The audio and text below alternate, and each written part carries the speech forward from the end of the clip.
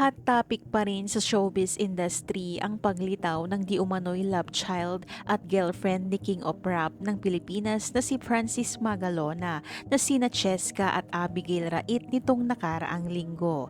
Tila lumaki na ang kwento at kung saan-saan na napunta at kanya-kanya na ring opinyon ang netizens hinggil dito. Nitong October 21 nagulantang ang publiko nang sumali na rin sa usapin si Robby Taroza, dating aktor at That's Entertainment mainstay na nakabase na sa US, na nagsabing naging malapit siyang kaibigan ni Francis Magalona. Naglabas si Robby ng mahabang post na paglilinaw umano tungkol sa sinasabing paghihiwalay ni Kiko at ang misis niyang si Pia Magalona. At isa pang matinding revelasyon ang sinabi nito ay hindi umano kasal sina Francis at Pia. Kasal na umano si Pia sa ibang lalaki. Ito ang buong post. Wala kasi tayong divorce sa Pilipinas, but even with kasal, ang tanong, was Kiko married to Pia? No, she was married to another guy with last name Lim and they had a son, Nicolo and daughter Una. Who many of us knew this? Pia, huwag ka magpabiktima, grabe ka. No one broke up your marriage, dear. You were never married in the Philippines. Okay mga palangga na mga magaganda at pogi, here is my Francis Magalona story.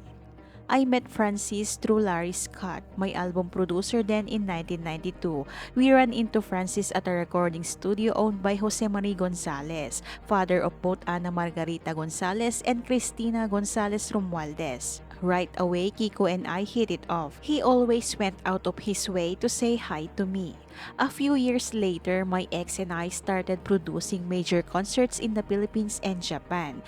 In 1999, if I'm not mistaken, we produced a concert tour for Kiko. Unfortunately, it wasn't a profitable tour and Kiko knew it. This is why he said to me, Rob, part of the construction of my house in Cottonwood Heights subdivision in Antipolo was from you. I will always be grateful for your help. So life went on and we rarely saw each other, but when we did, super kwentuhan kami for hours.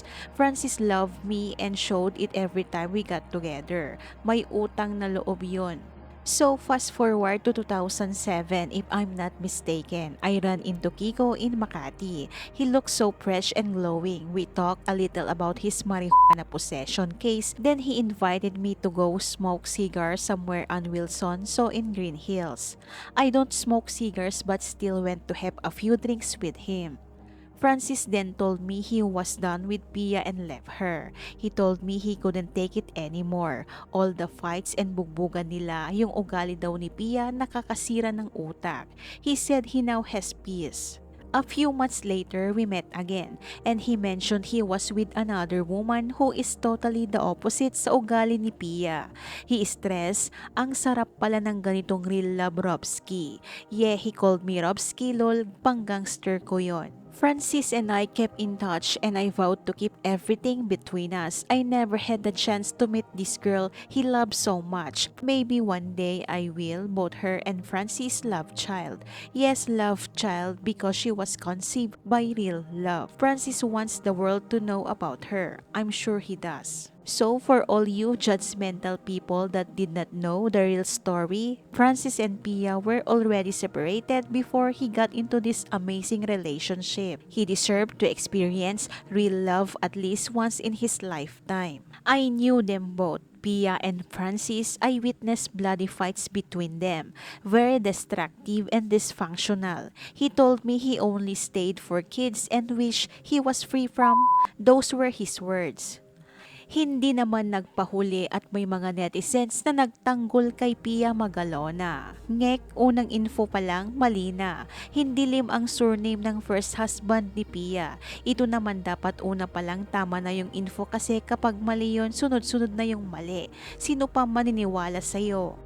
She is still the common law wife, but nevertheless, the issue should have been settled privately. This is an old issue na rin and I believe Pia and her children no comment naman sa issue. I guess the older siblings have already knew na may kapatid sila, it's just they have their own life to live. Respect begets respect. May naglabas din ng mga throwback picture ni Pia at Francis na di umano ay ikinasal sila sa Hong Kong.